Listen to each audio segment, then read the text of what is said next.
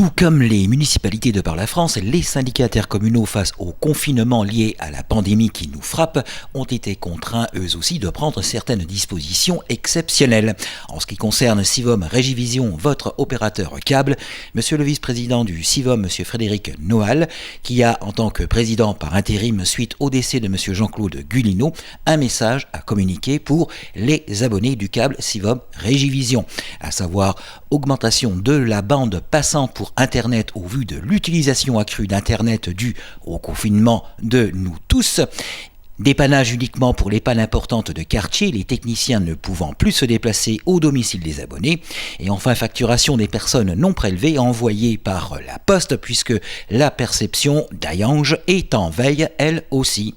Bien, j'en profite pour vous saluer et puis vous donner quelques informations. Donc vous voyez, on respecte le confinement, je suis à 2 mètres de mon ami Pierre, mais malgré tout la vie continue. Donc ce que je voulais vous dire, c'est que vu l'augmentation du nombre d'agents, de personnes qui travaillent chez eux en télétravail, le débit qu'on proposait n'était plus suffisant. On avait 3,6 gigabits de bande passante, on est passé à 4, c'était encore pas assez, et donc on est passé à 5 gigas. C'est le maximum qu'on puisse avoir de notre fournisseur pour le moment. J'espère que ça suffira à permettre à ceux qui travaillent de travailler normalement. Ensuite, les dépannages, on a toujours notre service d'appel qui enregistre vos appels qui fonctionne, même s'il n'y a plus d'accueil physique. Mais donc on ne répondra qu'aux appels, entre guillemets, urgent et important. Donc si vous avez perdu une chaîne ou si vous manque quelque chose ou quelques chaînes, on ne viendra pas chez vous puisqu'on ne peut pas rentrer chez vous en raison du confinement. Donc ce qu'on fait, c'est que quand il y a une panne sectorielle ou une panne importante ou une panne qu'on peut régler de l'extérieur de chez nos abonnés, on le fait comme ça a été le cas récemment sur Neufchef ou à Knutange pour desservir jusqu'au Conaquer.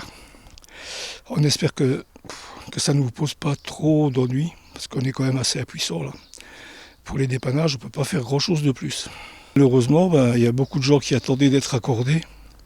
Et là aussi, on est dans la capacité de faire ces nouveaux raccordements, puisqu'il faut rentrer dans les appartements. Et en raison du confinement, on ne peut pas le faire. Encore un point, au niveau de la facturation, il y a encore quelques centaines d'abonnés qui ne sont pas prélevés et qui payent leur redevance mensuelle ou trimestrielle par chèque ou liquide.